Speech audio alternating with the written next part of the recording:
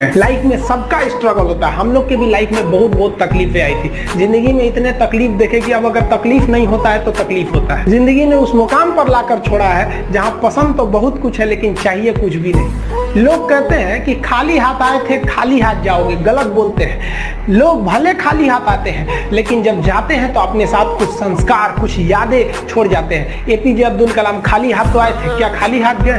हमारे जितने देश के लोग हैं उन देशवासियों के लिए प्रेरणा के स्रोत बन गए। लेकिन अगर आप खाली हाथ आते हैं और खाली हाथ चले जाते हैं तो आपका पुरुष योनि में जन्म लेने का कोई अर्थ ही नहीं बना। अपनी मंजिल को भुलाकर जिया तो क्या जिया, है दम तुझमें तो उसे पाकर दिखा। लिख दे खून से अपनी कामयाबी की कहानी और बोल उस किस्मत को कि है दम तो मिटा के दिखा। इसलिए कभी किस्मत को मत कोसिएगा, अपने हौसले से अपनी कहानी लिखिए। बताइए किस लड़के को शौक नहीं होगा कि हम पढ़ाई करें, अपने माँ बाप का नाम रोशन करें, अपने मोहल्ले समाज का नाम रोशन करें। जितनी ज्यादा कामयाबी होती है ना, लोग उतनी ज्यादा गर्व करते हैं। छोटी सी कामयाबी होगी माँ बाप खुश होंगे, थोड़ा और बड़ा कामयाबी होगा पूरा मोहल्ला खुश होगा, बहुत बड़ा कामयाबी होगा पूरी राज्य खुश होते हैं लोग। अरे हमारे यहाँ के हैं ये, जैसे अब मान के चलिए किसी का कोई अब्दुल कलाम, जिस जगह के वहाँ के लोग गर्व से कहते हैं हमारे यहाँ से अब्दुल कलाम है, कहते हैं कि नहीं।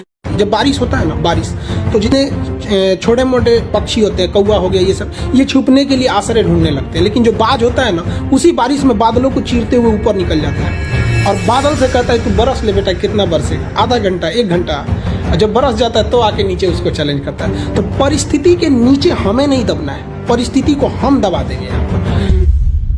जीवन में संस्कार का भी बहुत बड़ा मोल होता है। आप अपने विचारों से स्वतंत्र रहिए लेकिन संस्कारों से बंधे रहिए। कभी भी अहंकार मत रखिए, क्योंकि आप कितनी भी बुलंदी पर क्यों न चले जाएं, लेकिन याद रखिएगा आसमान में बैठने की जगह नहीं होती है। जो भी बुलंदी पे जाएगा उसको एक ना एक दिन, आज नहीं तो कल, उसको वापस इस धरती पर आना है। इसलिए बुलंदी को देखकर बहुत जल्दी घमंड में नहीं आना चाहिए और हमेशा याद रखिए बड़े बुजुर्गों से मिलकर बैठना चाहिए, उनसे बातें करना चाहिए। बड़े नायाब होते हैं ये लोग, कुछ लम्हों में जिंदगी के तजुर्बे बता देते हैं। कमजोर व्यक्ति ही दूसरे काम का बदला लेता है, लेकिन जो ताकतवर होता है वो माफ कर देता है। लेकिन जो बुद्धिमान व्यक्ति होता है वो इग्नोर कर देता है, नजरअंदाज कर देता है और बच के निकल जाता है। क्योंकि अगर कोई व्यक्ति आपको पहली बार धोखा दिया तो इसमें उस व्यक्ति का गलती है, लेकिन वही व्यक्ति अगर दोबारा धोखा दिया तो इसमें आपकी गलती है। सबसे समझदार होके चलिए और मिजाज में कुछ सख्ती भी रखिए। लोग पी जाते अगर समंदर खारा नहीं होता तो थोड़ा सा सख्ती भी बना के रखना चाहिए।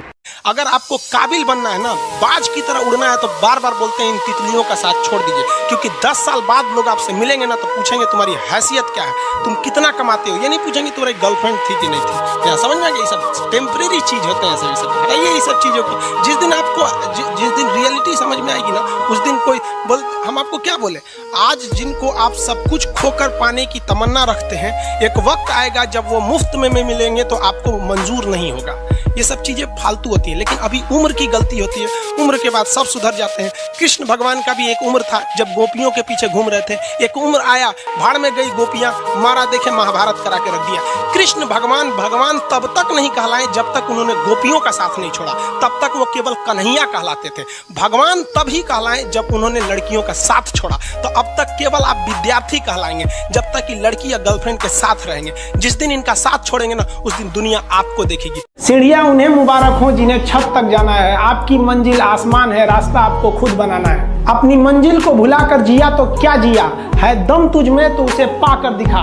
लिख दे खून से अपनी कामयाबी की कहानी और बोल उस किस्मत को, है दम तो मिटा के दिखा। छत को बहुत गुरूर था छत होने का, एक मंजिल और बनी और छत फर्श हो गया।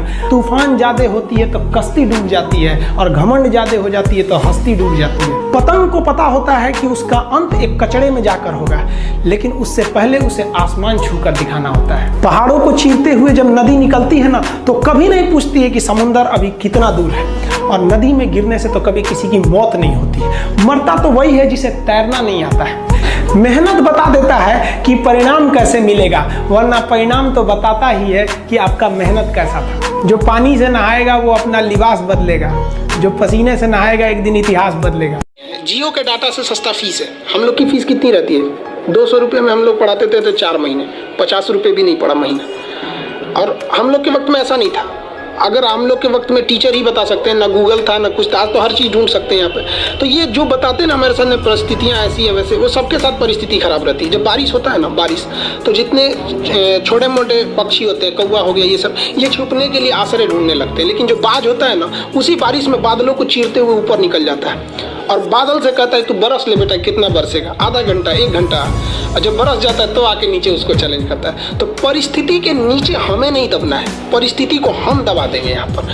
इस दुनिया के कुछ दस्तूर हैं, आप किसी के लिए कितनी भी भलाई कर दे वो याद नहीं रखेगा, ये दुनिया का दस्तूर है। और आपकी गलती को कोई भूलेगा भी नहीं, इसे आप बुरा नहीं मानिए, ये दुनिया का दस्तूर है, इसे आप चेंज नहीं कर सकते। जैसे सूरज पूरब से निकलता है वैसे ही ये चीजें होंगी।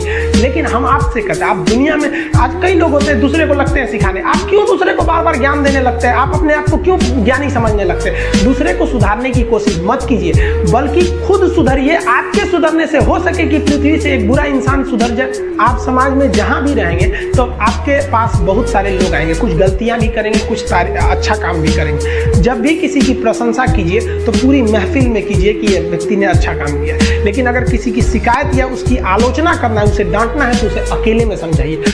रही बात रिजल्ट की, तो एक बात आपको बताते हैं, रिजल्ट जब भी होगा तो वो आपके पढ़ने से होगा। कोई भी वैकेंसी में आप देखेंगे बहुत से ऐसे लड़के होते हैं ना जो बहुत पढ़ते हैं लेकिन रिजल्ट नहीं होता है, और कुछ कम पढ़ के रिजल्ट हो जाते हैं। रीजन क्या, आप कितना पढ़ते हैं ये मायने ही नहीं रखता है, मायने ये रखता है कि आपने क्या पढ़ा है, क्या जो चाहिए वो पढ़ा है कि नहीं। अब क्या है कि मान लीजिए हम तो भाई साहब पीएचडी कर रहे हैं, हम उठा के पोथा पथरी आपको पीएचडी वाला दे देंगे तो आप तो कहेंगे वाह रे भाई साहब, खान साहब मास्टर तो बड़ी बुद्धिमान यहाँ पे, तो भाई आप तो फ्रस्ट्रेट हो जाएंगे। आपको तो लगेगा कि नहीं हमने जानकारी बहुत दे दिया है। तो भाई पीएचडी का चीज पीएचडी के लिए है, आपका कंपटीशन का अलग चीज हो जाता है। एक लेवल रखना है ना, आपके कंपटीशन के एग्जाम में पीएचडी वाली चीजें नहीं पूछी जाएंगी।